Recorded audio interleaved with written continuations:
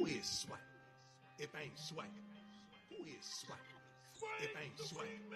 Who is swag? If I ain't swag. Swag. Who is swag? Baby. Who is swag? Who is swag?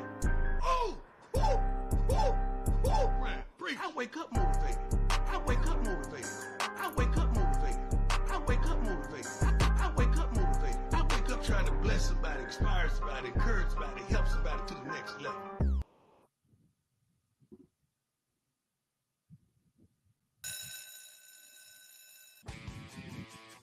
Ladies and gentlemen, welcome once again to the Student of the Game. I am Kyle Nash, the Student of the Game. And hey, listen, if you're here, chances are you like talking about sport. And we're so glad you could do it with us here tonight on the pod. Listen, of course, you can check this out. We're streaming right now on the Huddle Up YouTube page. Weren't able to do that last week because of technical situations. Jim had done his show on Wednesday because of his technical situation. The first half of our show somehow got clipped for something completely different, and I don't know. But we're here full time, and listen, while it may be a week late, you heard me open in asking the very important question in terms of audio: who is swag, baby? That's right. We had to celebrate Deion Sanders, in my mind, heading to Colorado. And while it's been said ad nauseum, I think there's been some more developments, even since the original news and backlash of Prime Time's departure from the swag from Jackson State. Of course, by now, anybody who has seen his opening comments to the Colorado Buffalo players saw an excellent execution of leadership, in my opinion, of being forthright up front, no games being played. And listen, it's something that I heard a lot of talk about more right now in this past week. And granted, this was at the coaches press conference for the Cure Bowl here in Orlando, which I'll be covering for the 3-point conversion 97BN Sports. Bing! A lot of those coaches from the University of Texas San Antonio and Troy both made very interesting statements of when you're recruiting, you need to start in your room. And it's very interesting to see Deion go in to Colorado talking about he's bringing bags with him, but recruiting guys telling them, in the room, talking to them about what's being brought, what's going down. A little bit of tough love in that instance, whereas the aforementioned coaches of Troy and UTSA, John Summerall and Jeff Traylor, respectively, both told stories of going to whoever the heavy hitter was for that team and talking to them first before about doing any recruiting and heading to the transfer portal. So I think what we're talking to is a very different approach when it comes between the two. But let me stick to Deion for a minute, because there was a lot of backlash about him leaving Jackson State, right? Something, even the most what's his word? Outspoken, some of the silliest is what I'll say, criticisms of Deion, saying that he sought justification in a white institution instead of trying to lift the black institution up. First of all, stop it. Because the people who talk that schmack are the very ones out the other side of their mouth that are going to complain about the lack of coaches of color in the Power Five. And I'm not here to say that Deion's hiring solved it. Let's not get stupid, but it's definitely a step in the correct direction. And I think it'll also be something in the psyche, if you will, of college football at large that will lead to more such hires, assuming success, which I'm sorry, in the Pac-12, I kind of like his impact there. The only conference I think in which he would have been a better fit is the Big 12, but I'm not going to complain too much. By the way, look out, Utah. Somebody might be trying to take your spot and fight for the conference there as you battle against Lincoln Riley and his abilities and coaching style. Already getting one Caleb Williams, a Heisman Trophy win. What is that, like the fourth or fifth straight quarterback that's been a finalist for the Heisman? The fifth straight quarterback that has been a Heisman candidate with Lincoln Riley. 3 of them winners. Right? What was it? Hurts, Baker Mayfield, and obviously, Caleb here. The latest one I just mentioned him. Yeah, so there you go. Caleb Williams. So with all that being said, very interesting stuff in the Pac-12. But Deion forsaking Jackson State. What a horrible thing to do.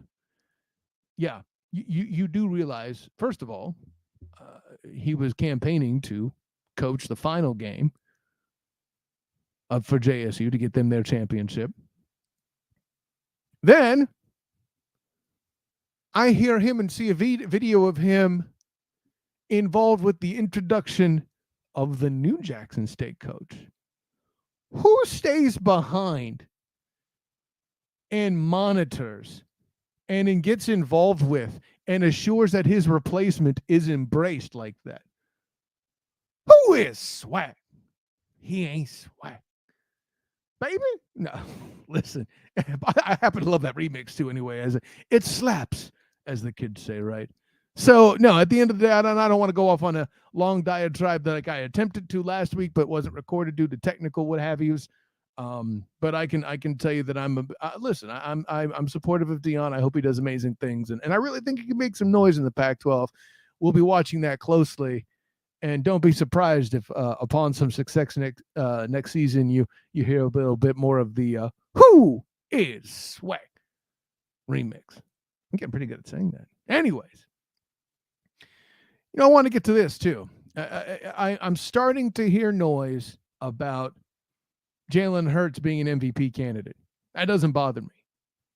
I think Jalen Hurts has done amazing things, especially considering how much Philadelphia and national media at large left that man for dead after his playoff performance last year. And I'm not here to say it was great.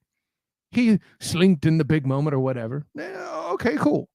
Young quarterback, early experience starting, playoffs didn't go his way. It's not like it's never happened before, right? We're not exactly breaking new ground with young quarterbacks struggling in the playoffs, right? The one that comes to mind immediately, if you don't want to count Andrew Luck or, that or anything else. What about Ben Roethlisberger, right? I mean, yeah, he did win a Super Bowl early in his career, but if you remember correctly, it's year 2. He was quickly eliminated by the Patriots, his first playoff run, because, the Patriots. And Bill Belichick abusing rookie quarterbacks as he tends to do, with or without Tom Brady. Whole other question. Well, I'm sure we'll be talking more about Thomas Edward Bieber Brady later, once my guy Mark Mancini comes aboard. And I'm sure there'll be more talk too regarding the Giants as we talk about MVPs, because Saquon Barkley was the midseason MVP for the student of the game. Check out that episode if you haven't yet with my good friend Mikey Byrne, helping to handle business and break that down, regardless of how much fake news he would put out there with bad numbers. If you want to know what I'm talking about, of course, check out the Huddle Up podcast. That was a lot of fun. But Jalen Hurts, head and shoulders, and it's not close, above everybody else, head and shoulders, clearly the best MVP pick, is just nuts to me. Okay, first of all, take it easy. Still 4 weeks. It's a regular season award. Regular season's not done yet. We can have that conversation another time about whether the postseason should matter. Personally, I think the postseason, there should be a postseason MVP and a regular season MVP like the NBA is apt to do. I would love to see that award inducted. Maybe they're waiting for Tom Brady to finally retire and they'll call that the Tom Brady Award. I got no problem with that. Just because I don't think he's the GOAT doesn't mean I think he's a bad quarterback, nor do I think he's unworthy of all-time appreciation. I just don't think he's the GOAT. Another conversation for another day. There was a little bit where we went over it, me and Drew Willingham on the In and Out Sports Debate Show on Legacy Maker Network. So make sure you check that out. I was on Facebook there, but it's out there and all that other stuff. So shouts to my dude Drew Willingham for having me on that show 2 Tuesdays ago now it would have been. So that was fun. That being said, I can't put him head and shoulders upon everybody else. First of all, number one, among quarterbacks, he's 15th in passing attempts. But Kyle, he runs the ball too. He's so very important. Okay, listen, let's have this conversation real quick. And maybe listen, this is one aspect where my point of reference will probably be different than a lot of people's. Okay. And I've been saying this for a while. You don't believe me? Just ask my friends on the Huddle Up podcast. Bing! Or EJ Christian. For as wrong as he is, he can bear witness to the fact that I pointed out that a running quarterback and running skills for a quarterback are essential. All the many appearances I've had on the Student of the Game Report on the Earnestly Speaking podcast. Bing! If you don't find those sources credible, as to me having said this a while back, I can't help you. But what I will say is this. I view running ability in a quarterback essential for top quarterbacks in this NFL. I'm sorry, Tom Brady is not a quarterback that is a top quarterback anymore.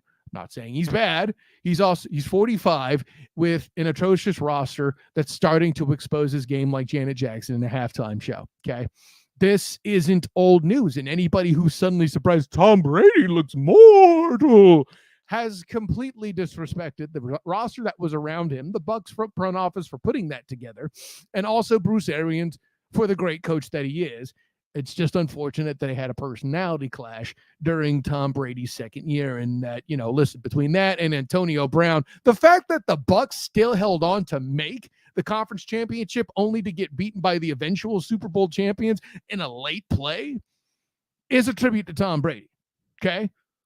Holding the team together in leadership, dude, I am not going to argue he has that. I don't necessarily agree with his style. He, like Dan Marino, yelling at his O-lineman and his team, stuff like that. Not exactly how I jive, but I'm also not getting paid millions or, a butt ton of money to do it. So what do I know? I'm just a student of the game. But I will say this. Jalen Hurts can run. As anybody else out there in the mainstream media who is an MVP candidate can do as well. I don't know why we're crowning Jalen Hurts as head and shoulders or a clear favorite or any of this. You don't want to pick Patrick Mahomes the second? Cool. Y'all said he couldn't do without Tyreek Hill, and he is, and you're still going to diss him. Okay, that's you hiding and projecting that you were wrong. Deal with it. Stop robbing my mans. There's a reason he's the current best quarterback in the NFL right now over Tom Brady, who's just Father Time's winning that battle. This isn't a Tom Brady trash session. I'll be glad to trash that division, who's probably going to give us a losing playoff candidate hosting a game. But hey, I talked about that 2 weeks ago. God. And then you want to talk to me about other quarterbacks who are doing it as MVP candidates like Tua Tagovailoa, when Tyreek Hill is the reason they're doing it.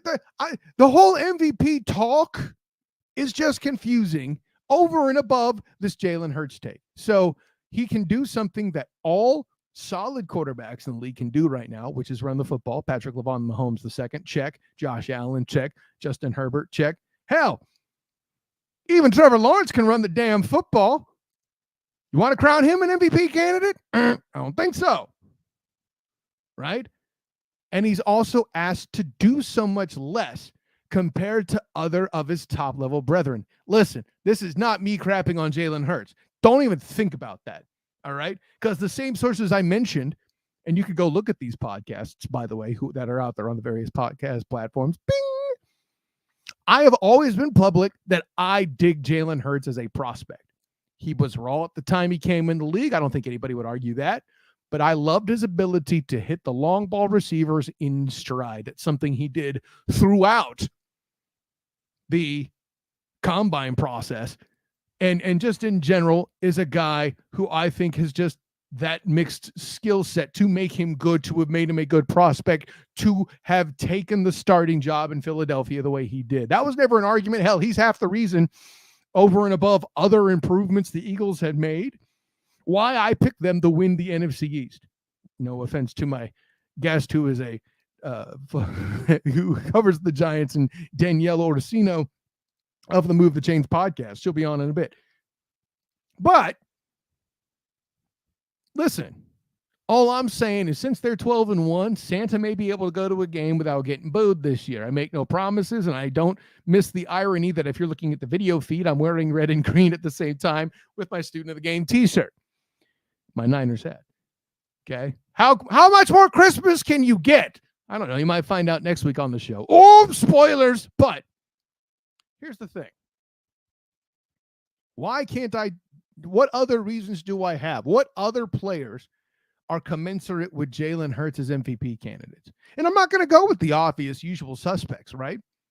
I don't necessarily think Patrick Mahomes II is an MVP candidate. I don't necessarily think that Josh Allen is an MVP candidate. As a matter of fact, if you remember from the midseason awards, I didn't really feel like a quarterback in particular was running away with it. Now, again, because the press is so limited in their thinking capacity in the lamestream, all they can do is pick quarterbacks for MVPs. And whether they are not, they snub Russell Wilson in 2017 and 2019 is a whole other question. What I'm getting to is this. The MVP this year in the NFL today shouldn't even be a quarterback. That's right, I said it. Shouldn't even be a quarterback. 3 of the prolific teams in the NFL right now, the ones that are playoff worthy, the ones that have winning records, their best players are carrying quarterbacks on their back. Not bad quarterbacks, mind you, but ones that aren't Jalen Hurts, Patrick Mahomes II, Josh Allen, guys of that caliber. Example 1. Y'all want to crown Tua Tagovailoa. Like, you all cats with a straight face think Tua is an MVP candidate. Stop it. I'm not here to say he did bad. Remember, not an MVP candidate doesn't mean bad quarterback. That's the thing that's dangerous about calling somebody overrated, is because it's associated with being a criticism. And it kind of is, but it's not necessarily a criticism of the player. It's a criticism of you guys in the lamestream, or those of you who put too much shine on somebody that doesn't necessarily deserve it, right? I'm not here to tell you Tua isn't fun to cheer for. I'm not here to tell you that the Miami Dolphins aren't better as a team. Damn sure is an offense. But can we not cheapen the hire of Mike McDaniel? Can we not cheapen Jalen Waddle maturing as a receiver? Can we not fail to acknowledge Tua's biggest advocate and the biggest reason for that team's success offensively, Tyreek Hill? Why are we dissing this man? Everybody complains that a quarterback always wins the award and that the receivers never get enough shine for the MVP race. I offer you Tyreek Hill, and I can guarantee you, some of you out there hate that I did it. You cannot have this both ways. Now, you want to keep a Josh Allen, cool, but also why am I hearing all the time about, well, the Bills may not be as good as we thought? Expectations are part of the issue with the MVP, okay? If you're getting below expectations, if you're underperforming, if you're struggling in games where you shouldn't be, if you're playing down your competition, that's not MVP level-ish, period. Point blank, end of story.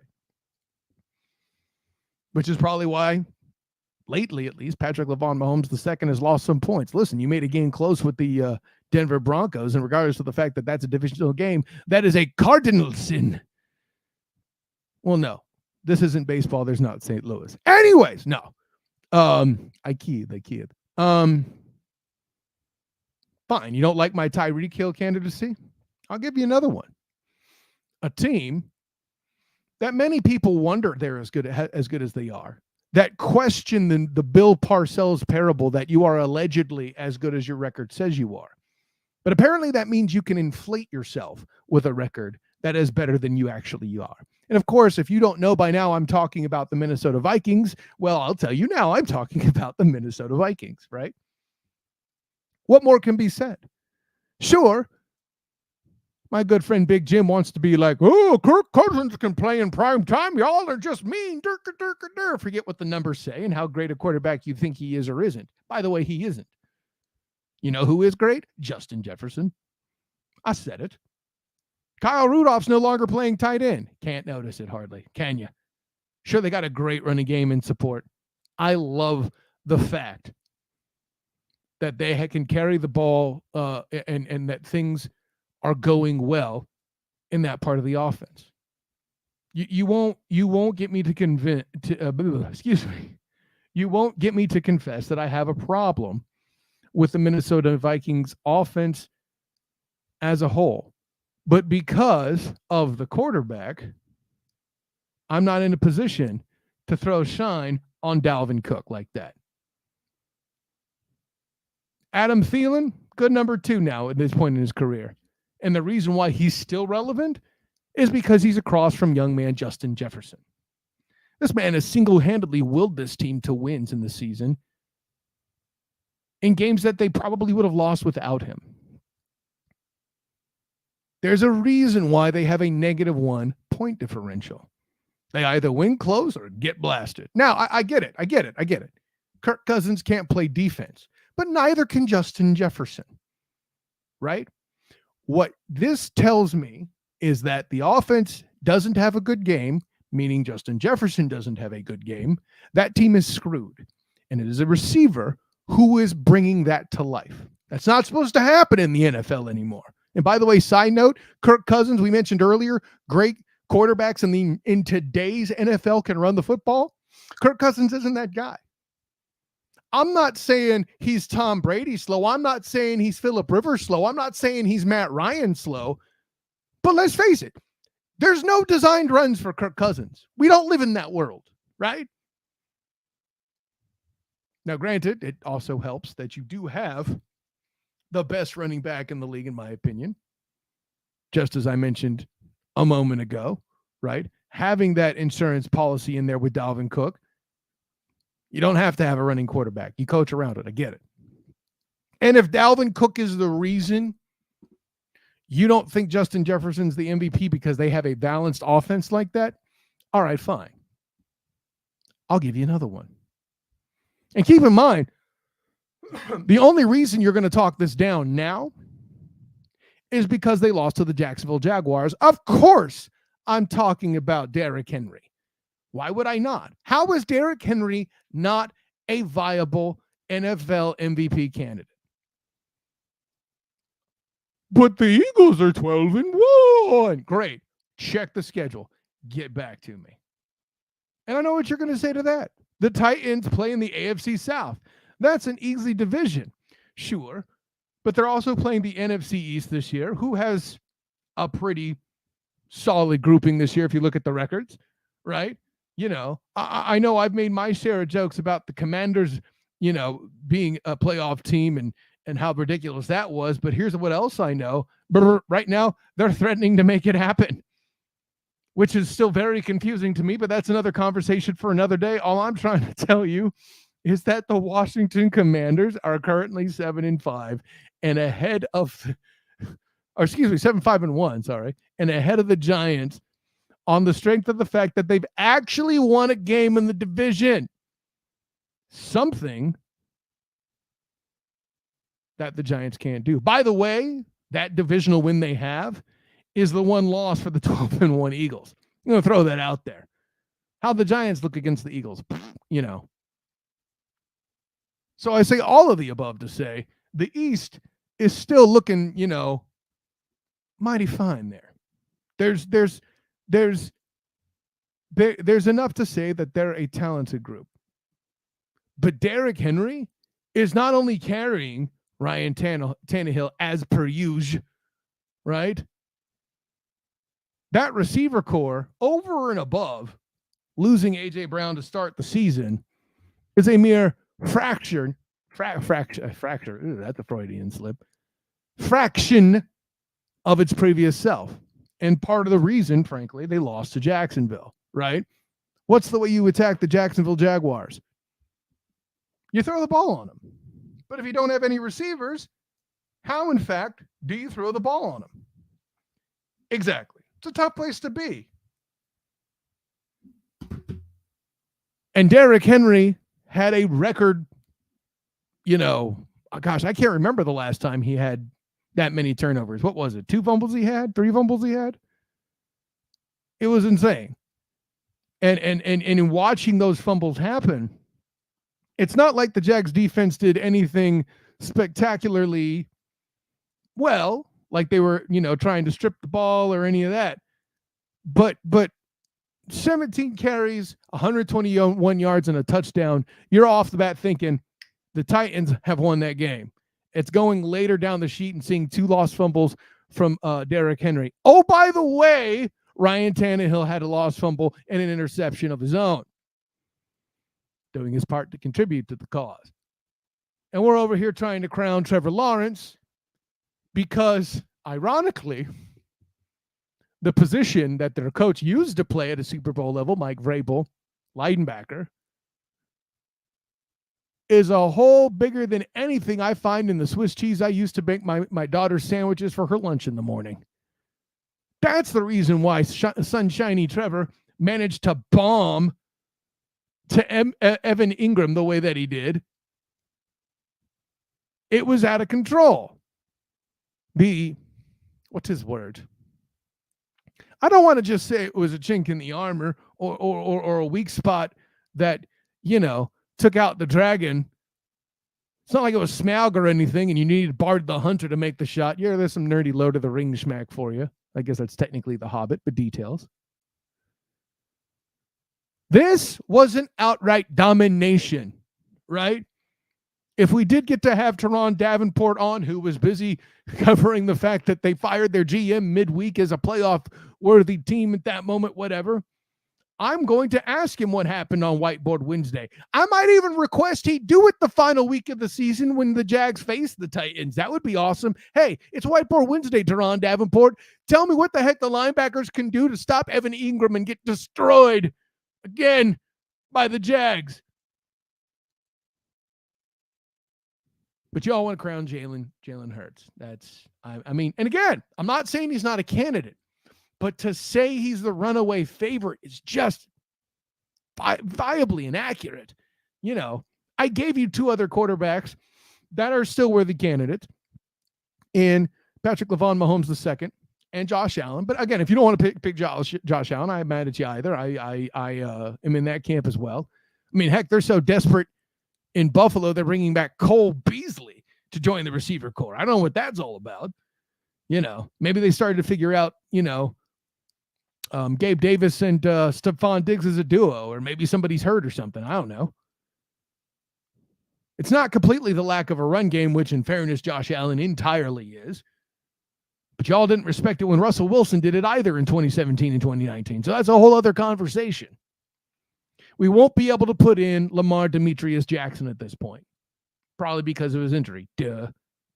Which, by the way, how rough is it for the Ravens right now? Like, it's one thing to have L-Jack go down in the biggest rivalry in the AFC North, in my opinion. At one point, the league, when it was still Joe Flacco and Ben Roethlisberger, right? Steelers, Ravens.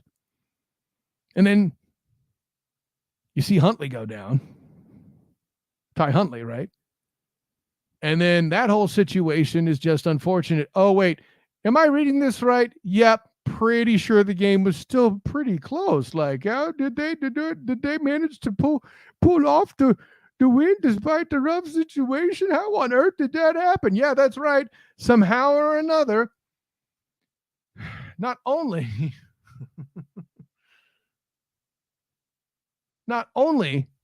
were the Ravens able to keep it close, they won the damn game. But please tell me why Mitch Trubisky was the right choice again. I know. Kenny Pickett got taken out because of concussion protocol. It was the right thing to do. I ain't mad at that part. I'm still on Omar Epps' case for trying to sell me that Mitch Trubisky was the starting quarterback answer. There are other teams out there that are trying to answer quarterback questions, and I'm going to use this as a great opportunity to transition into somebody who could talk to me about a team with quarterback issues coming with the New York Giants. And listen, my next guest is talented just beyond reporting on football. She's an author, a cosplayer of great talent too, by the way, as a side note. We can talk all about that in a minute, but more importantly for this context, she's the hostess of the Move the Chains podcast. First time here on the Student of the Game show tonight. Let me bring in Danielle Orsino. What's going on? Hey, I love the jersey and the look. What's up? How you doing? I had to bring it. I had to represent. Yes, yeah, and listen, it just going through quickly. I have to say, you understand how to make your hair part of the ensemble, and you did it here tonight. You got the red in there with the Giants blue is looking good. I went all holiday in red and green, but I'm not trying to claim to be anybody in front of a camera or a cosplay or anything like that. But most That's quite all important, right. yeah, you understand. Listen, let me show my credentials as an offensive lineman. There's not beauty in there. I'm just saying. So with all that in mind, Danielle, thanks for coming in. I wanted to run this past you first, just because it's convenient. I know we hadn't gone over this part yet first, but I'm gonna put you on the spot a little bit. Okay. As far as the MVP race for the NFL right now, in your mind, is it clearly a Jalen Hurts win, or do you agree with me that it's a little early to make that call? I think it's a little early. I really do. I mean, look, Jalen Hurts gave an MVP performance on us, the other day, as much as it pains me to say that. And believe me, it does pain me. But I still think it's a little early to put the crown on it just yet. Let's wait. I do think that we could put the crown on giving Brian Daboll Coach of the Year. I don't think it should go to Pete Carroll. Oh, okay. I think it should go to Brian. See, you said one thing I can't even fathom agreeing with Daboll at the moment, because I mean, but I like you threw Pete Carroll under the bus, so I'm down with that. That's I roll that one right under and then I back it up.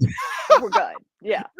Well, and you bring up Daboll. Let me put out this theory. I think it's for right now at least, it's the other guy in East Rutherford I'd have in Robert Saleh ahead of him, because like listen, when you're knocked down to having to play Joe Flacco again, that's some stuff to coach through. And in fairness, neither of those teams had expectations.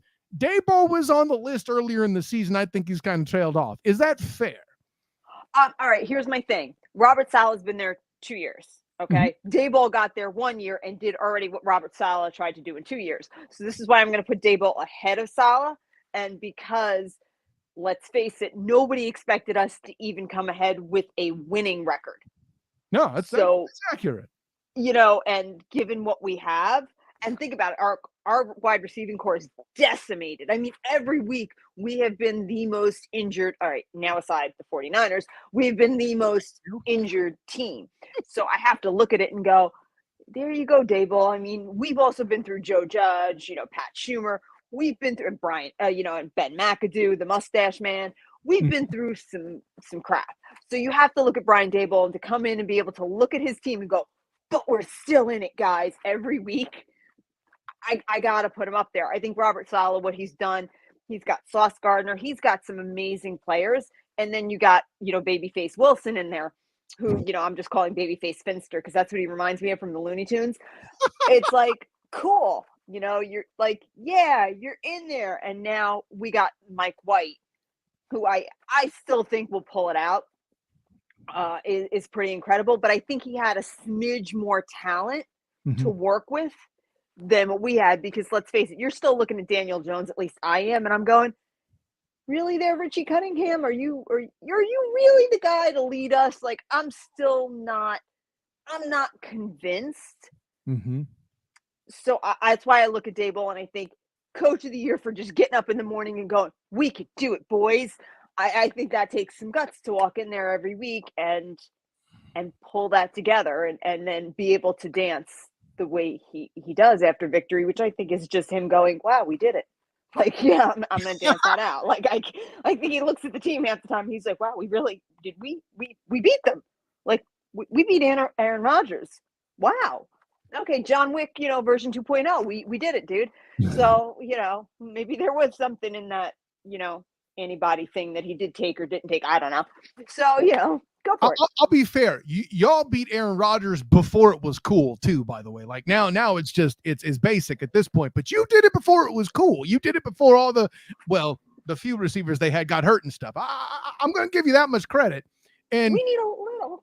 Yeah, no. Listen, despite my Niners hat, I'm not here to diss the Giants. Again, they did way better than my expectations. I appreciate all of that. They have another big game that could keep their playoff hopes even alive. Playoffs. Like you're wearing the wrong blue. I should be having that conversation, right? But the one thing I'd say, and maybe this isn't fair, I'm going to say something I think that you're going to agree with first. Mid-season student of the game MVP was Saquon Barkley. Oh, comeback player of the year, Saquon Barkley. Even right now, I'm still going to give it to him because he put that team on his back and was like, I'm running, dude. Like he was doing it. And I'm still like $6 million man. Go for it, babe. I was golf clapping that whole way. Like he is there. The thing is the rest of the league went, oh, that's all they got. Okay, just tackle him, guys. Like that's what happened. I love the validation from somebody who covers the Giants and is waving the flag, so to speak. I said the very same thing the past couple weeks. So that works. Yeah.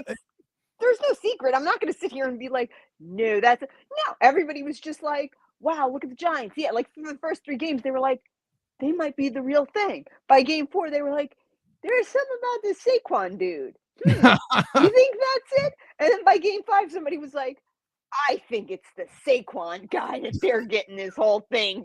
I'm thinking we tackle his legs and, just cover the outside so he can only go down the middle, and we may have the sauce on this one, people. And that's kind of what happened. And then the rest of us went, I think they figured out the blueprint to what we are all about, and then they were like, you know what? Put a thumb in Bellinger's eye just to make sure that they have nothing going on, and then they can't do a crossing route, and we may get these Giants all taken care of. And that's pretty much what happened. They were like, take out Sterling Shepard, just blow on him. He'll fall down. Don't worry about it. He's a China doll. Well, that's what happened. A lot of them were too. And listen, the rookie Wendell Robinson, I covered him in the Citrus Bowl this past year. That dude's a talent. He did some things. I got to see him do some things in person again when they played the Jags here in Jacksonville when I was in the press box for the 3-point conversion. So like I see you had something there. Then he gets hurt. Matters are made worse. The injury defense, listen, the injury defense that you're using to support your Daboll argument is the same argument I use against Jimmy Garoppolo. Availability is the best ability when you have it. I'm with that. However, now that Daboll's in that position where the playbook on offense is, give it to Saquon. How much coach? It's not that he's not coaching better than people. He's just reduced to having to coach and do one thing. That's the conundrum, right? It's not that he's doing a bad job, and it's not that he's not a candidate. I just can't put him in the COTY status. Does that make sense?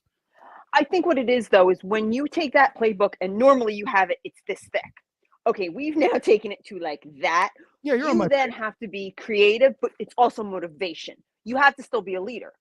And I think that's where Daboll is going above and beyond, because it's very easy for these guys to get down in the doldrums and be like, I want out. That's it. He's also dealing with Kadarius. He dealt with the Kadarius Toney issue and got rid of him and realized this is not it. And then we got that Stone Galladay who is just weighing us down. And I'm sorry, there should be a friggin' lemon law in the NFL.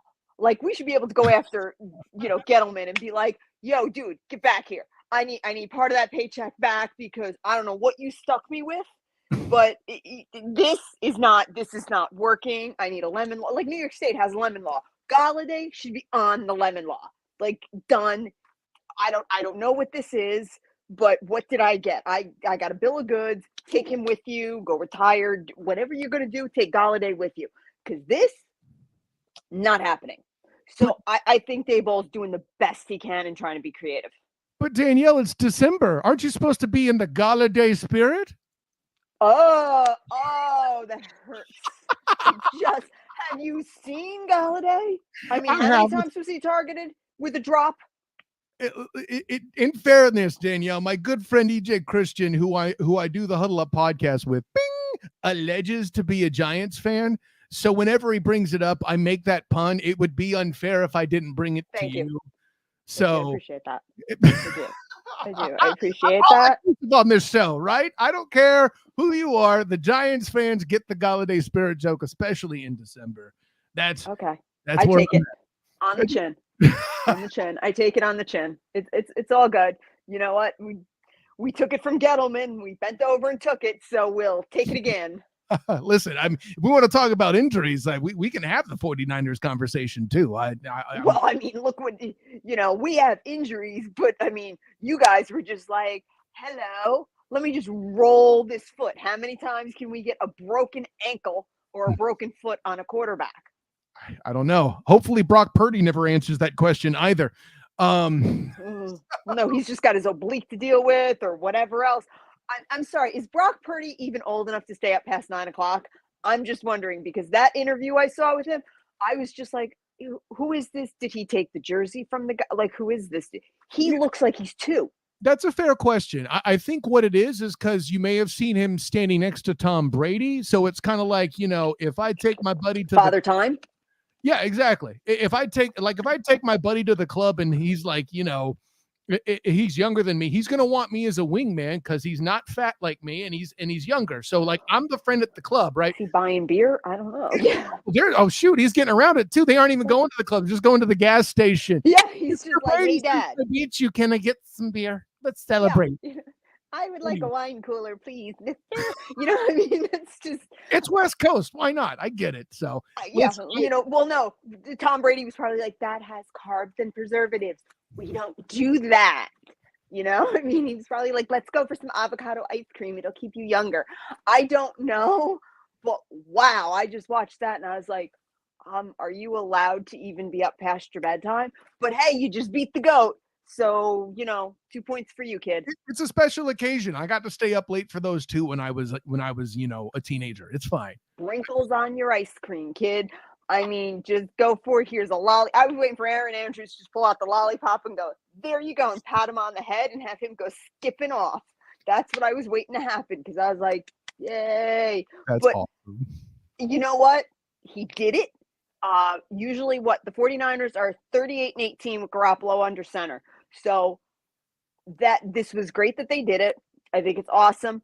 I hope that he plays against Seattle because I would like to see them beat Seattle because I'm sorry. This is going to be very petty. Imagine a Giants fan being petty. I know. See nothing. I know. Don't throw anything. But I need Geno Smith to get beat because I'm still holding on to a grudge from when Geno Smith started in place of Eli and broke Eli's Iron Man streak. I'm still holding on. I'm sorry. I know. You see, in my eyes, he could have said no to McAdoo. He could have just been like, I don't feel right about this, or let him start, then put me in so we don't break the streak. I'm sorry. So I want to see him get beat. So listen, I'll tell you what.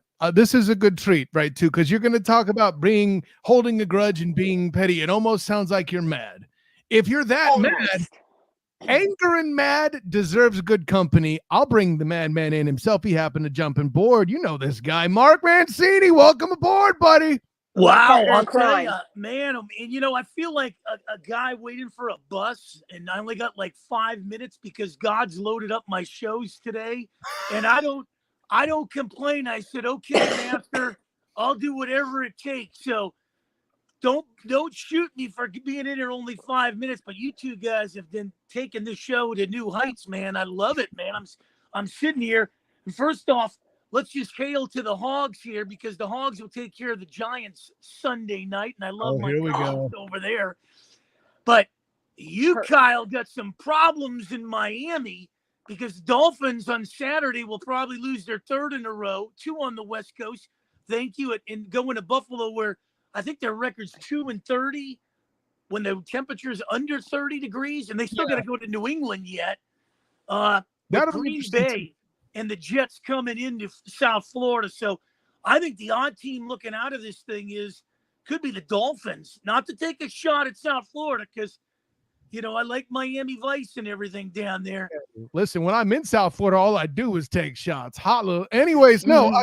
The only team I'm truly not worried about simply because of the dysfunction that's nobody's fault except for injury at the moment is the Jets. I mean, listen, when you're having to throw Joe Flacco in at I know we talk about Tom Brady's age, but can we talk about Flacco being pretty old too, right? Yeah. Like that's a rough situation. I think the Finns can beat that. And I got to tell you, I would be remiss to not put Mike McDaniel on the list of Coach of the Year candidates at the very least. And it's funny, you take McDaniel and put an S on it, and then you have a 1-year coach in Las Vegas. But I digress. Thank you. But now that you're here, listen, Mark, I got to give you a minute to get your shine, and our shine in, actually, as the Heisman Trophy winner is just as we predicted, sir, is it not? Yeah, baby. You know, I kept hearing Duggan's name come up and this guy's name come up. You had to give it, and I'll tell you one thing. They can say whatever they want about the Riverboat Gambler, Lincoln Riley. He's led 3 quarterbacks to Heisman Trophy wins.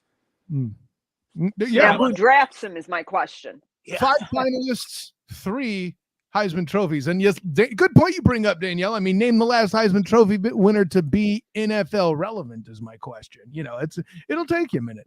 Not because you don't know, it's just because it'll take you a minute to find them. That's what I mean. But yeah, well, it's you had to kind of give it, and I'll tell you, I'm not a Ram fan by any means, you know, and you know how much I take shots at LA living in their backyard.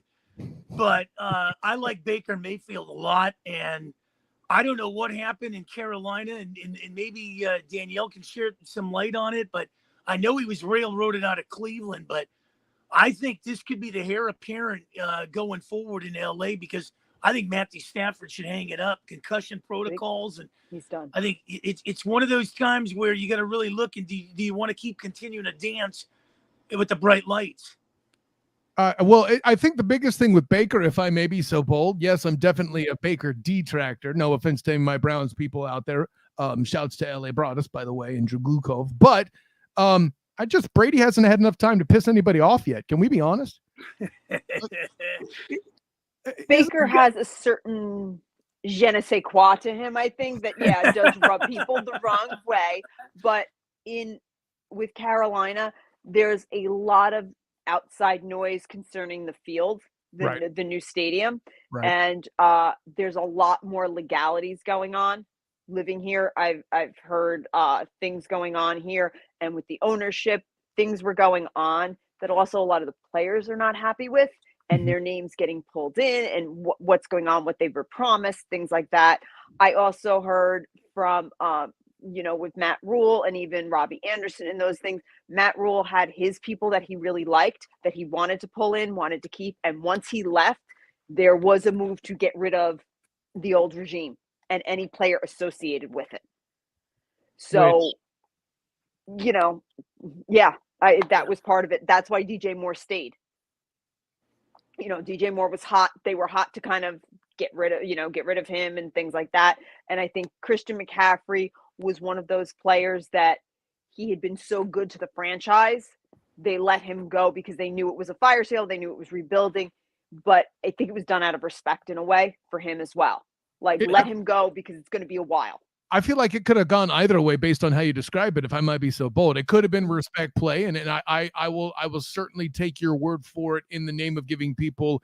I don't like to slam people unless I have the information. However, you did mention an element of petty in play, and getting rid of McCaffrey could be a little bit of that present too. And listen, McCaffrey learning from Saquon and actually staying healthy for a distance in a year, helping the Niners. I'm good with that.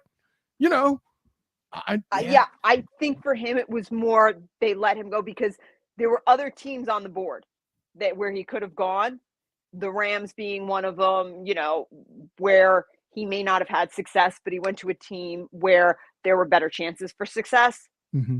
So I don't think it was as petty as it came across. No, that's a good rebut. I like what you did there. The good conversation. It was fantastic. If you want to actually be petty towards a player, you don't give him to Kyle Shanahan because he'll find a way to use him. I get that. Exactly. Yeah. Well, you send him to the Browns. Well, maybe some of these teams need an ownership shake-up or get a general manager in there. I'll throw you a candidate. I don't know if you guys watch Yellowstone. Get Sarah Atwood in there, man. She'll shake it up. Movers and shakers, and I think movers and shake. Hey guys, I wish I could stay, and I wanted to drop in and hear this great show, but I promise next Wednesday I'll be longer. Listen, man, you did the responsible thing. Yeah, you got me in touch with another talent She's great. You guys doing a great job. Hey, man, money comes and goes. Relationships are priceless. You know that. Hey, listen, I'm going to write that down as the student of the game, because the green I'm looking at is the chalkboard to make sure I have the note. That's all I'm throwing out there. I love you both. You know that. Chris Pirtle says hi, and I got a Lion fan telling me the Lions are going to the Super Bowl. Oh, boy. Well, let's not get out of control. Just because they win a couple games, let's not. Hey, I know they cleaned up your city, and I know everything's getting back to normal around there, but the Lions ain't going to the Super Bowl. Confidence and delusion. Fine line. Baby Learn steps. it, live it, love it. Baby steps. I love Man Campbell, but there's only so much. Yeah. Mark, I love you too, man. Keep it going. Keep the seat warm the next Wednesday. Copy God, that, Mark. man. Thank you. Mark always doing fantastic stuff. The madman cometh tonight. I would say the madman goeth, but co-host with the Moving the Chains podcast, still doing great things here with me, Danielle, having a great time. Let's keep this rolling, because there was another conversation you and I were having as we were setting up you coming on this show that I think was very intriguing. Obviously, we see, if you haven't seen the headline yet, T.Y. Hilton, a cowboy. Yes. That's not Cowboys. Those are 2 letters, T.Y., not 3 that we come to expect with OBJ, Odell Beckham Jr. Certainly not a cowboy. So help me with some of the scuttlebutt there. Like, I've even heard, and I get it because they're so depleted at that level, and currently you and the rest of New York are not in the Galladay spirit. OBJ going back to the Giants, how real is that? There's a couple things going on. One, we also know Cole Beasley's come out of retirement. He's gone and signed on the practice squad with Buffalo. Upstate. T.Y. Hilton. And then Jerry Jones, just a couple hours ago, said, stay tuned on the OBJ front. Ooh. News to come. Ooh. See, this is what happens. I'd listen. I had spirit night at the sandwich shop. So I took my daughter. I hadn't seen that yet. So he just said that. Just literally just said it. So, what I did speak to someone who is close to OBJ, who has some knowledge of what's going on. And I spoke to him probably about 2 weeks ago before, just when he was getting ready for those visits. And the light that he shed on it was basically with the injury, OBJ is now understanding a little bit more, because it's the same knee that he injured, that a ring no longer guarantees you the money and the longevity. That, we all kind of, basically it used to be you win a ring and, hey, I'm going to Disney World and I got this endorsement and that endorsement. Okay. It's not how it goes anymore. So he is looking more at an endorsement factor and that longevity. So think about it. You go to the Cowboys. Who is the main face of the Cowboys? We all know it's Dak Prescott. Mm-hmm. That's where he's on mattress commercials. He's on everything. I could have said Jerry Jones, but I digress. That's a different. That's a whole different face of the franchise. We all know that. We all know Satan's lapdog is different. So that's something separate. But you think about the Chiefs, it's Patrick Mahomes. So if he's going to pick a place, he wants to go somewhere where he has got those endorsement deals. When you think about the New York Giants, who's the face of the New York Giants? It's not Daniel Jones, because, God, we don't know if he's staying. Saquon is, you'd say it's Saquon, but what endorsement deals does Saquon really have? Well, he had Hulu. Marketable like that, too. Yeah, he had Hulu before he was injured. True. But now what does he have? So if OBJ is going to pick a place, he wants some place with endorsement deals and with that longevity. He also wants a high market value place. Once again, all those things are going into a factor. If you go to Buffalo, you also think about, you have a knee injury. It's a joint injury. Weather is a factor. Practicing in the cold is a factor. So all those things start coming into play, and you want to be, in a way, a savior of a franchise. He goes to Dallas, let's say. CeeDee Lamb still has to get paid. His contract is still a rookie contract. True. He still has to get paid. Are you going to be the leader of the wide receiver room? Probably not with CeeDee Lamb there. They're not getting rid of CeeDee, that's for sure. They just signed T.Y. Hilton. That should tell you something. You go to the Giants, though. You lead them into the playoffs, because even if we make the playoffs, that's a big maybe. Do we deserve to be there? There's questions. We make it next season after they've signed OBJ. He is a deciding factor in us making it in. You are now the savior of New York. There's certain magazines, there's certain newspapers, there's so many other things that go into that. You go to the Buffalo Bills, Why'd they make the playoffs? Why'd they get a Super Bowl? Not because of you. It's because of Josh Allen. It's because of Von Miller. There's other players. It's Stephon Diggs, the number one wide receiver right now. I mean, yeah, Justin Jeff, I got it. But, the name of the top 3 wide receivers, Stephon Diggs is in there. Right. Are you really a factor? So those are things from a business perspective more. When he was there, he had Doritos. He had, there were major names. Also, the Nike lawsuit. He's going to sign with Jordan because he's not Nike ain't touching you after this. So those are all factors that you have to start thinking about. So you want a high market with names around you enough to support you to get you into the playoffs, but where you can still stand out. So it's a delicate balance you've got to play. Where are you going to go? So that's why New York is still there. Also, New York is going to have the cap space after this year. Yeah, and that cap space piece is, if someone's looking to get paid, that's important. Okay, I'm following you. I'm not explaining it to you. I'm following you, saying that you're. Yeah, so it's like, he wants. The thing is that what has changed is he said, "Oh, I don't want to play regular season." He's coming off an ACL tear, 2-time ACL tear. Right. How that was also repaired? Was it repaired with a cadaver? Was it repaired with how was that repaired is a factor. So I don't think everybody's like, oh, he didn't think about his market value. He assumed he was higher. He just doesn't want to play because he's pulling, a Linda Evangelista. I don't get out of bed for anything less than $30,000 an hour, that kind of thing. No, I think what he was saying is my knee what it needs to be? Maybe not. If I pull the whole, I'm not playing until I'm in the playoffs kind of thing. No, what he's doing is giving himself an extra month to rehab. So if teams want to look at him now, I can cut routes, because it's the difference between, I think of it as, if you're buying a brand new vet, you know how that vet handles. It's brand new. It's off the lot. You don't need to worry about it. If you're buying a 1969 Stingray, you want to take that car out for a drive because it might look nice, but how does that engine run? When was the last time somebody turned it on? OBJ is no longer a brand new vet.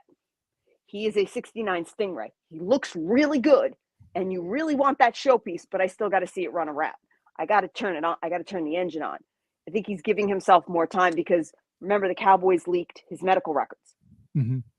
The rest of the teams are now looking around going, well, how come he didn't run any routes? See, the Giants, we're so desperate. We're kind of like the wallflower at the dance. We're like, just dance with us. Sure. Oh, you don't want to dance? You just want to stand there and look good? Fine. Stand here next to us. Look good. Okay. Take the picture. Somebody take the picture. Look, there's a guy next to us. There's a guy next to us. Oh, my God, he wants us. We would have taken that and been fine. And we would have been like, cool, we're good. But when the Cowboys were like, you don't want to run routes? All of a sudden we were like, he doesn't want to run routes? Why does he want to run routes? Does he have mono? Does he not want to kiss us? Like, we panicked. We totally panicked. And we were like, can we see your COVID card? Can we see your COVID card? Did you get the vaccine? What's going on, dude? Can you not afford the limo? Whatever you need. Just we'll do it. We'll totally do it. But maybe we should see you jog a little bit. Maybe we should. Is the leg still attached? Is that a peg leg? What's going on? So we panicked a little bit and we backed off.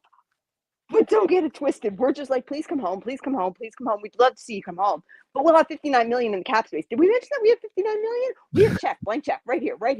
It's right here. So notice we signed somebody to do punt returns. We didn't go and sign anybody major. We could have had Cole Beasley. We could have had T.Y. Hilton. Right. We didn't do that. So we're leaving it wide open.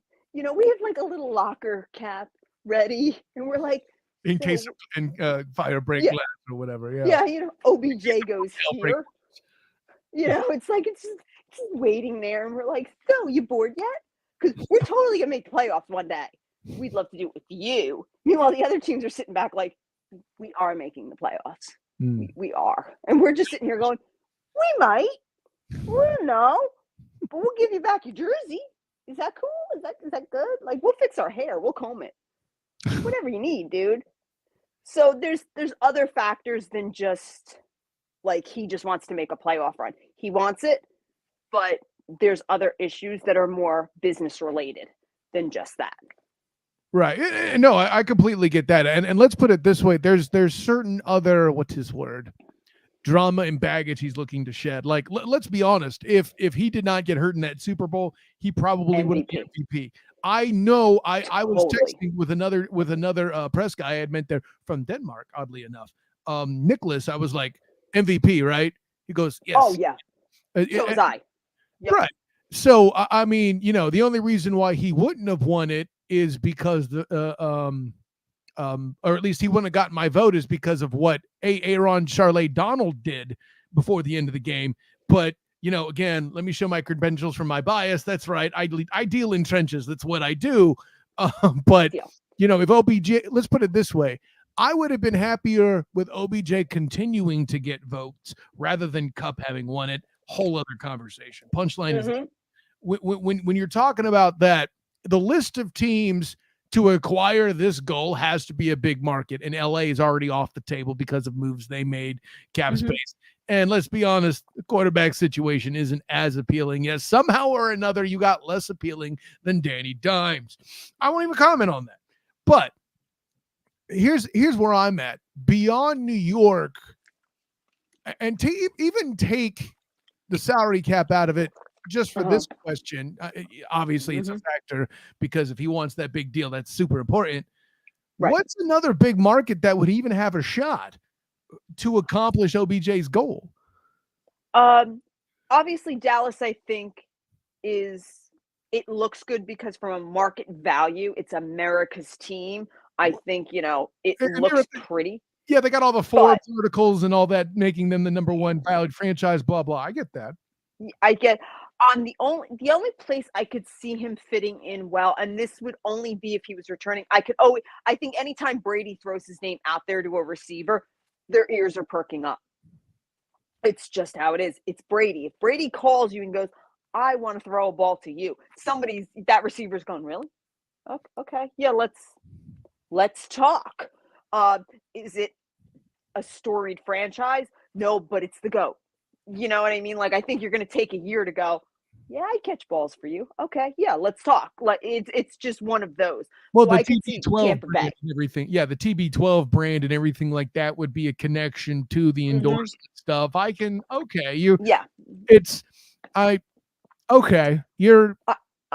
see that because, once again, it's Brady. And Brady is not, he's greedy in some sense. He's greedy if you're another quarterback. He ain't sharing his crap with you. We know that. Garoppolo has said it. Jacoby Brissett it. They've all said it. You're not learning from Brady if you're a quarterback. But if you're a wide receiver and he likes you, he'll follow you that ball all day long. So from a wide receiver standpoint, heck, if he can take a risk on Antonio Brown, you think that OBJ gonna scare him? I mean, he's gonna love to throw that ball. He's making you an NFT, for God's sake. You know what I'm saying? Like, you might as well you're gonna run there and be like, I'll one-arm catch all day long for you, dude. I'll backflip into the end zone. I don't care. Catch with my feet. Whatever. Let's go. So I think that would be a possibility. I don't think he's going to Aaron Rodgers. At this point in the season, I don't know about that. But, I mean... I would be worried about going to Aaron Rodgers because he throws anybody under the bus who he can. And look what he did to Devontae Adams. You could have taken a little less money and kept your wide receiver. Instead, you had to go and get greedy. Well, and now it's everybody else's fault, and you're throwing behind the line of scrimmage almost 5 yards because you don't trust those wide receivers. They're rookies. Get the hell out of here, Rodgers. You didn't need that much money. Well, okay. Go grow your hair. Not everybody is Tom Brady to take less money. And I'm not trying to defend Aaron Charlet Rodgers, but let me be clear. Rusty's just as guilty, and I'm a Rusty guy. There's a lot of other quarterbacks that got the cha-ching at the expense of the salary cap. I mean, that's a thing that happened. I can't. It is. Just that. I think that caliber where your first ballot Hall of Fame bound, would it have killed you? Come on. I'm not here to say ego wasn't a factor. Don't get it twisted. Oh, yeah. But I'm like, I wouldn't. Because if he doesn't perform for Rodgers right off the bat and they don't have that chemistry, Rodgers is sending him right down the river, selling him. I'm with it. I understand. That wouldn't be where I go. I understand ego like that because I have a huge ego and I have such a big ego. I have to let you know that I'm also the most humble mamma jamma in the room. That's how it works. Of course you are. Totally got that from you. Easily. No problem. No, but I love making the ego joke. It's fun. But I see where you're going with the big quarterback brands, but Yeah, I clearly, to accomplish all the goals for endorsement, making a splash, playing in the playoffs, I think you're right. I think those two NFC East teams are clearly the best target in my mind there. So no, I can definitely get behind that and how that's working. So you know what, let's go ahead and do this. That was an awesome conversation, and I'm glad to have you in at this portion of the show, because this was my plan originally, and then Mark came in and it was all fun. So now we're back on track, and I'm glad Mark came in. Don't get it twisted, Mark. I'm just saying it was a fun. I went Bob Ross on that, Danielle. It wasn't happy little tree. Yes, it's a happy little. We don't have mistakes, just happy little accidents. Boom. There you go. Anyways, with that in mind, we'll go through the schedule. If you got time, you want to do picks with me? Oh, I'd love to do picks. Let's do picks. See, I like it. This is I'm making a good impression. This is good. Here we go. Good. So, you would think, see, I talk all this. I'm so excited you're going to do picks with me. I just realized I don't have the music up, but that won't stop us necessarily. By the way, Danielle, while I'm looking for this, Move the Chains podcast, where do we find that? You can find it on Mancini Media on Blog Talk Radio. And then you can check us out every Wednesday at 7 p.m. Eastern Standard Time, 4 p.m. on the Pacific Coast. Yeah, you got to throw out that Pacific Coast, since that's where Mark lives and stuff. Yeah, he'll get mad at me if I don't say that. Hey, we are chronologically correct here. We do not discriminate based on time zone here. This is never. This is an all inclusive podcast.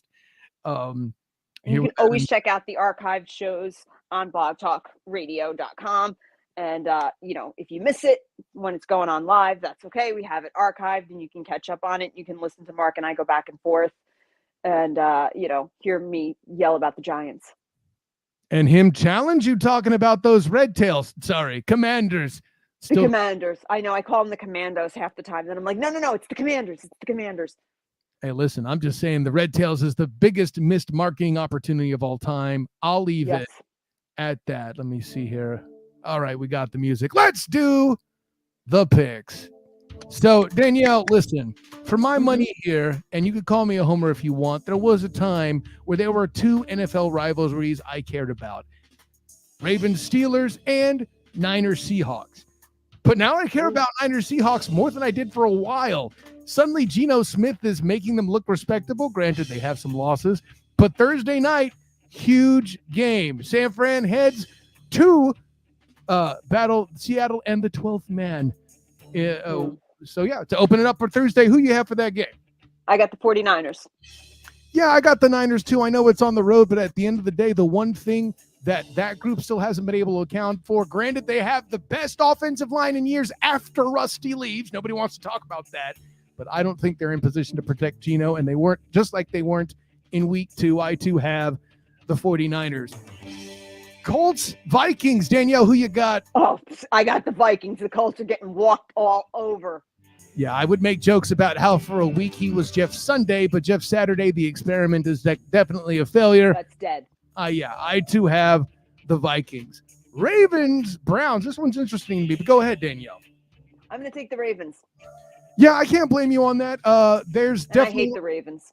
Yeah, well. Let's put it this way: as unpopular as Deshaun Watson is, also the running game isn't bailing him out. And also, this goes back to preseason. He did not look like Deshaun Watson going back in. He's still kind of trying to find his sea legs. And for as much as the Ravens are notorious for giving up leads, I'm going to go ahead and take the Ravens on the road. Goodness knows they need that game a ton. Whole other question. Anyways, so next up. The Finns head over upstate to Buffalo to battle Josh Allen and the Bills. Who you got, Danielle? I got Allen stomping all over Miami. I don't think Tua can take it. I think we're going to have lake effect snow. I don't think Miami can handle this heat, the lack of heat, I should say. And I think Josh Allen takes this no problem. You meant proverbial heat, as in the pressure. And listen. Exactly. As far as I understand, Tua is still injured. You bottle up Tyreek Hill. You let him get only 100 yards and a touchdown. I think the Bills can still win this game. I, too, have the Bills at home. just like Mark mentioned earlier with their history with the weather, and I believe you just reiterated here. So that's a thing. It is what it is. I got the Bills. Next up, the Eagles head to Chicago. Danielle, can we make this one easy? Yeah, I hate to say this. Fly, Eagles, fly. I think they're going to win. I know they're going to win. I really want somebody to beat them, but it's not going to be Chicago. I mean, at least they're not undefeated. That much comfort I can give you, but even Santa Claus isn't going to get booed this year in Philadelphia. I have the Eagles taking it on the road. The fraud cons. That's what we call the Falcons here because they always make you think they're going to be good and then they're awful. Yeah. And then they just, Yeah, you get it. And they're headed to New Orleans to play the Saints. Danielle, who you got? This is an interesting game. I think I'm going to go with the Saints on this one because I just the Falcons just fall apart. I mean, it's literally like somebody shoots them and they just kind of fall dead in the air. So I'm going to take the Saints on this one. So Falcons fans, once upon a time they were falling in love and now they're falling apart. I had no idea this was going to be an 80s music reference. Well done by you, Danielle. Nice. For my money, they're going to be starting Desmond Ridder. I watch this guy play quarterback. He's a great athlete. He's not a good quarterback. They're about to learn that. There's a reason he didn't get the start against ahead of Marcus Mariota coming back as a retread. He has no poise in the pocket at all. What else can I say? I do have the Saints. My in-laws should love that. Detroit heads over to East Rutherford to battle the Jets. Man Campbell versus Robert Saleh. Who you got, Danielle? Oh, my God. Okay, this is all going to depend. This is coming down to quarterback on the Jets. Babyface Finster, if he gets the start, I think it pains me. I think the Lions might have a shot, but the problem is the Lions are better at home than they are on the road. For some reason, on the road, they fall apart. But I just don't have faith in any of the quarterback choices besides Mike White. So I'm kind of torn, but I think the Lions might take this. So as much as you scoff at Goff, if there's not a clear white line on the field for the Jets playing at quarterback, that's not a bad take. I'm going to take the Lions in this one simply because the offense is in fuego. If you have a group under Man Campbell believing, that's a dangerous thing to face. And listen, say what you will for Robert Saleh and how well he has coached this group. I think this is just 1 week asking a little too much. Maybe he'll bounce it back. I don't know, but this ain't it. I too have the Lions. Next up, the Steelers head to Carolina. Probably not going to get a good game, but a tough one to pick. It's interesting. Who you got? Once again, quarterback issue. Do we really believe Mason Rudolph and Trubisky are the quarterbacks? I can't even say it with a straight face.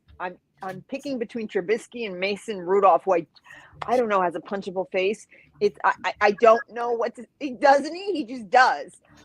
I'm sorry, I sided with Myles Garrett in that whole situation. I can't. Yeah, I'm sorry. My friend's husband right now is a Steelers fan, and he's yelling at me, and I can already hear him in my head being like, "Oh my God, you're really going to go against the Steelers?" I'm going to say the Panthers because I just don't trust who's at quarterback right now. Understand you just picked Sam Darnold to win a second consecutive game, but you know what? I know. I'm going to do it right there with you. Listen, I love my dude, Omar Epps. Sorry, Mike Tomlin. Right. And the one thing I've only ever been super critical of him was this season not going with Kenny Pickett from game one. I hate criticizing this guy. I'm not even a Steeler fan, and yet I'm forced and compelled to do so. But at the end of the day, I got Darnold here, and it's due to a concussion and nothing else. I agree with your take wholeheartedly. This isn't me flattering the guests. This is just great football minds thinking alike, folks. Anyways, exactly. I will be at this game in person in the press box as the Cowboys travel to Jacksonville. Danielle, who you got? Oh, this hurts. Oh, this hurts so badly. Just get it done. Get it out. I have a T-shirt that says "Anybody but the Cowboys," because I hate siding with Jerry Jones. I really think that when the Four Horsemen of the Apocalypse come, Jerry Jones is going to be riding one of those horses. I don't know which one, but I'm positive he's riding one of them. You know what? Oh God, somewhere there's a Giants fan just yelling at me.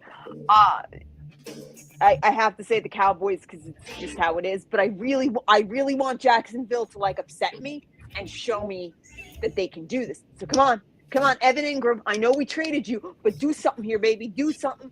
But yeah, it's going to be the Cowboys. But the Cowboys play down. They have not been playing up. So there is a chance this is going to be a close 3-pointer game, like what happened in Texas, because they should have killed Houston, and they did. They were just like, oh, I guess we'll play today. I don't know. What do you think, boys? So, we'll see. But it's probably going to be Dallas over Jacksonville. But come on, Trevor Lawrence. Fix your hair, tie it back, do something so you can see what's going on and not throw a pick. Let's hope for that and, play. But Listen, yeah, it's going to be Dallas. At the end of the day, first of all, this is what actual Giants fans do. They labor over having to pick the Cowboys. They don't yes, we do. Cowboys and declare them Super Bowl favorites like a certain person who alleges to be a Giants fan did last year for the Cowboys, right, EJ Christian? This is me. Yeah, this is me. This is the shtick I do on the show. He's a panelist on the Huddle podcast. He listens to the show as well.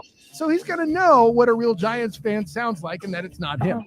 Anyways, so with all that in mind, listen, Evan Ingram having the game he did was less on Trevor Lawrence, though he did a great job finding him, and more on the Titans linebackers. And what's the one position the Cowboys are pretty damn strong back? Linebackers. At the end of the day, Tony Pollard may be stopped, but that Jacksonville secondary, someone's having a big day from getting the ball from Dak Prescott. I, too, have the Cowboys, but at least they'll be in the press box and, having fun because football, that's just the kind of dude I am. With that in mind, I mean, it's sorry, I'm simply lying sometimes. It is what it is, Danielle. Work with me here.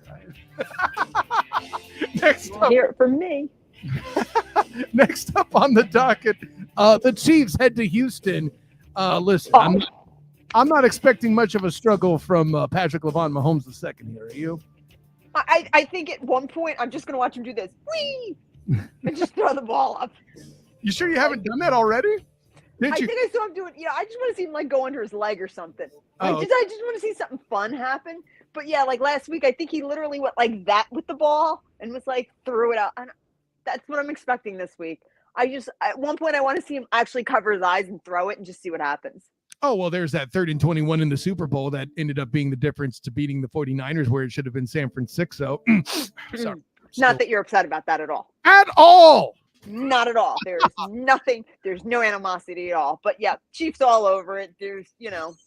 Patrick his body mechanics don't even make sense. Like there are times I watch him and I'm like, how did you, that shouldn't have, and I'm like, forget it. It just, I'm like, we could have had you. And then I get upset. And then I realize there's about 10 other teams that are going, we should have had you too. And we're all kind of in the same boat.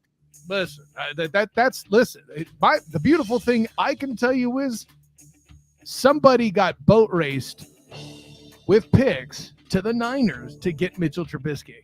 Oh, wait, that was the Bears. So, yeah, I have fun with that. That's a fun thing for me. Somebody sat there and said he's the number one pick. Yeah. All I could sit back and say is, thank God Gettleman wasn't involved in that, or else we would have wound up with him. So it's all okay. And that's where I'm like, it could have been worse. See, it was more fun talking about that than this game. Anyways, yeah, obviously Patrick Mahomes II. I was present for the Texans' only win because they ruined the Hall of Famers halftime presentation. Tony Baselli was getting honored at that halftime, and the Texans were in town, and they couldn't even win that game. Whatever. Anyways, moving past it. I'll get over it, Danielle. This is good therapy. That's okay. The Cardinals heading to Mile High to do battle as games that I'm not worried about, but hey, who you got? Well, Cardinals don't have a quarterback, but then again, neither do the Broncos. So, one overpaid, one just doesn't care. But the Cardinals don't have it. See, neither one has a will to win. I'm going to say the Cardinals, just because I think the Broncos have been defeated. Like I said, they have no will anymore. And I think at this point, Russell Wilson should be hiding out in a bomb shelter somewhere just for all the money that he took from the Broncos. So I'm going to say the Cardinals. Well, hey, maybe with that money he could build the bomb shelter in question, but I'm going to take Denver in this one. They're at least got that home field advantage, the mile high and all that stuff. Their defense is pretty good. And Colt McCoy, well, he's played good at times. I mean, yeah, they got DeAndre Hopkins, but yeah, I don't know. Listen, if J.J. Watt wins the day, that'll make me happy. Yeah, I like Watt. That's where I'm just kind of like, at least I like you. Oh, hey, see that? You see the guy back here? There you go. Yeah. Anyways, yeah, I have Denver against my better judgment in that case, and but it is what it is. You can text me about how much of a moron I was, or hit me up on Twitter, the SOTG. Anyways, perfect. Patriots go and head to Las Vegas to battle the Raiders. Danielle? All right.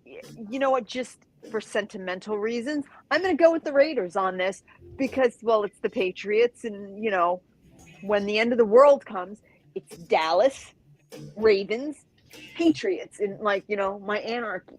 So I'm going to go with the Ravens, with the Raiders, because I'm just pulling for them. It's one of those where it's like, you're going to learn Josh McDaniels is not the chosen one, and that no one from Belichick ever is. But okay, you have to learn. So go ahead. I'm going to just, learn on your own. I think Mike Madoff is a good GM. I do not think that McDaniels is a head coach. But okay, learn on your own, boys. Well, certainly somebody had to teach the lesson again, even after he flopped the way he did in Denver. But no one oh, my God. Yes, by the way, another Denver flop for a first-year coach. Throwing that out there. Anyways, McDaniels is a one-year coach. I think the writing's on the wall there, too. They didn't hire Carr's guy, which was the interim guy last year. Whatever, say what you will. I have Belichick and company handling business on the road. Yeah, well, the Emperor never let Darth Vader win. Well, I listen, I'm not even touching that analogy. Titans head to LA to battle the Chargers. Who you got, Danielle? Chargers.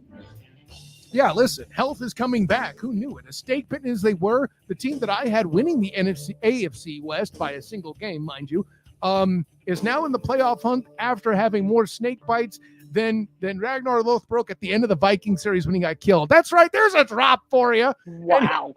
So with all that in mind, I got the Chargers in this one as well. I cannot front on picking them. The Titans have been exposed as one-trick ponies offensively, and on defense, your linebackers are horrible.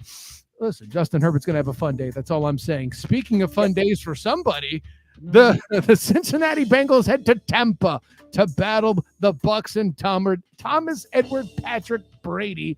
Who you got, Danielle? I got the Bengals. Yeah, I can't blame you. Listen, you don't have to walk like an Egyptian to hear about the Bengals on this one. Joey Burr goes all crazy. The Bucs defense isn't what it was. Certainly the Bucs offense wasn't what it has been in the past. Say what you will about Brady. It's not father time. It's the rest of the team falling apart, in my opinion. Father time's been a factor. Yeah.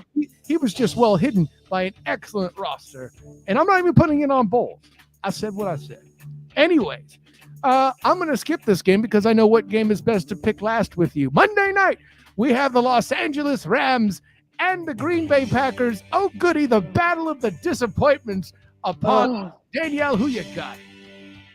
I'm going to go with John Wick version 2.0, the poor man's Wick. I'll say the Packers on that one.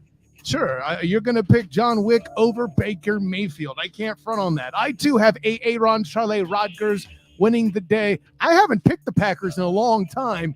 This should show you how much I don't have confidence in Baker Mayfield. And, of course, the final game of the night, the Sunday night feature. Everyone's talking about the rematch of the draw.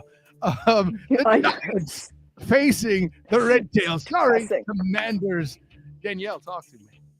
Oh, my Giants have got this. We're coming back. We've been humiliated. We've been down on our luck. This is where the plucky team gets up at the end. And we decide that we really want this. And now we're going to come back and kick the Commanders' butt. Even though Chase Young is coming back. Who cares? Chase Young. Ha! We laughed at his face. Ha ha. I love the exuberance. I love the fanhood. But again, I've shown you my credentials. You know where I live, and that's in the trenches. And for a team that's not in Los Angeles, y'all are awfully vegetarian right now. It's not your fault that you laugh at Chase Young. He'll just tackle you later. Saquon. No, he's going to be worried about his knee. You see, it's his first game back. He's going to be tender with it. That's why we take him in this one. Mm-hmm. If you had Man Campbell as your head coach biting off kneecaps, that would be a great defense. Unfortunately, this isn't Detroit. I have the red tail. Sorry, Commanders. But hey, if I'm wrong, you can text me and gloat. I'm down. Oh, I will. Oh, I will, because Bellinger's back, and he's gonna wear an eye patch just to scare everybody, just to scare Chase Young. Dan Bellinger's wearing an eye patch, and Saquon, his neck's gonna be better, and we're back, baby. Yeah, it's the Giants. Does Chase Young have an unfounded fear of Nick Fury? Where are you going with that? I don't know, but that's what I'm saying right now. Just because it sounds really cool. He got a thumb in the eye, and he had to have surgery, and he still came back this season. And that should tell you how determined we are to not be humiliated a third time in 3 weeks. See, now I have to mention the gunshot wound victim that came back from his injury and is now one of the best running backs in the league. So it's, yeah. We had a guy who shot himself too. Oh, well, no, he got shot. We just shot ourselves. But still, we're not afraid of guns. Yeah. I could make a joke about state laws. I'm not even going to go there. Anyways, talking about afraid of guns, I'm in Florida. Anyways.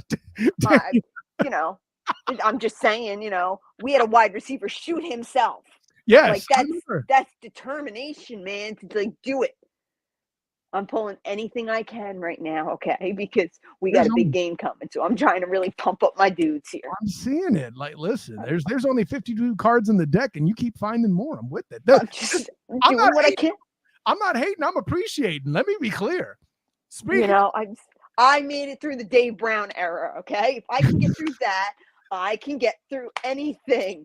I went through that, for God's sake. Hey, you know what?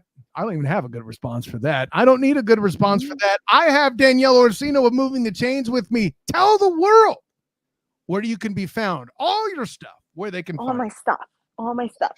You can find me on my website is birthofthefae.com. That's where you can find information about me and about my books, or on Instagram at birthofthefae_novel, or my personal Instagram is Danielle M as in Marie Orsino, Orsino, and slide into my DMs. Tell me exactly if you think my picks are right or wrong, what your favorite rivalries are, what your favorite team is, or if you want to read my books. My book is Birth of the Fae. It's a fantasy series, and it's all about the Fae and dragons and all that good stuff. And yes, in fact, my Fae bleed blue simply because I'm a Giants fan. I even got the Giants into a fantasy series. People were like, oh, do they bleed blue because of this? And they gave me all scientific answers. And I was like, no, I'm just a Giants fan. That's so great. That's it. That was it. I was like, that's the big reveal is, yeah, my Fae bleed blue because I'm a Giants fan. And yes, later on in the series, when we go into the modern world, there is a Giants story in the book. I love it. But by the way, as a side note, like as the son of a cardiac nurse who's now retired after, decades of service, the blue blood thing, I'm like, I would have gone Giants too, but then I saw the jersey. I'll leave it at that. Yeah, I had to work it in there. They were like, oh, there's this reason and that reason. I'm like, no, I'm just a Giants fan. I was like, all I could say is if you're looking for a large dude that carries an axe and is a plucky comic relief, I got your model right here. Anyway. Perfect. With all that in mind, Danielle, honor, joy, and privilege. Thanks for coming aboard. Thanks to Mark for jumping in. Of course, I am Kyle Nash, a student of the game. You can find me on Twitter at the SOTG. Find me on Instagram as the same, the SOTG. Check out my work with the Black and Gold Banneret covering the UCF Knights basketball, men's and women's, and football as well. The Military Bowl coming up on December 28th, by the way, for the football team. And next week, UCF hosting the UCF Winter Classic. I will be going to at least one of those games in that double header. We'll see what happens with the second one because, life. I got 2 kids and my wife still likes me around. All right. So that's the thing. But all of that being said, also check out my work on the 3-point conversion and A7BN Sports covering the Jacksonville Jaguars, where I will be on Sunday in the press box checking out the Jacksonville Jaguars hosting the Cowboys, and also on Friday, the Cure Bowl. Listen, I know it's just FCS, but listen, UTSA Roadrunners, the Troy Trojans, 24th and 25th in CFP rankings, the first game in Cure Bowl history featuring two ranked opponents. College parity is real. See the 8th defense in points allowed facing off against the 12th best offense in points gained. Looks to be a good game if you love your football, ladies and gentlemen. And listen, on that day, ain't no football anywhere else. It's a Friday. Get it right. So yeah, me checking out the Cure Bowl with the 3-point conversion as well. And of course, this week's edition, it would have just dropped today, Wednesday, of the Matchup Mania, the public service announcement that tells you the games that you most need to watch in the NFL. And of course, shouts to my buddy, Captain Chris Hill with A7BN Sports and the Captain and Company Morning Show for Old School 101.com. And of course, lastly, hitting up the movie podcast to move out the way to show the face mask, the Hilarity by Default YouTube channel. Me and my friend Demosthenes Euclid doing the required viewing podcast. So that should round everything else. An honor, joy, and privilege to be with you guys and to talk sport tonight. Thank you for checking and doing that. And until next time, everyone, class dismissed.